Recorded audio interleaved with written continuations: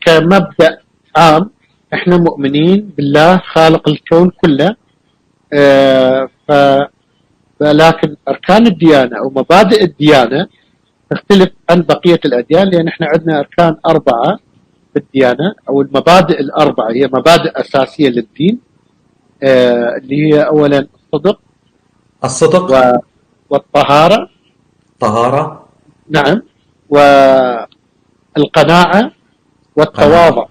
القناعة والتواضع، أو القناعة يعني عدم الأنانية، يعني بالمصطلح اللي عندنا نحكي تمام. يعني الواحد ما يكون أناني، مو يكون انتحاري بالمعنى الآخر، أو ايه. يضحي نفسه. والتضحية يعني تجي تضحية مع القناعة، يعني تقريبا المصطلح اللي إذا نترجم المصطلح مالنا ياخذ مصطلحين بالعربي: التضحية والقناعة.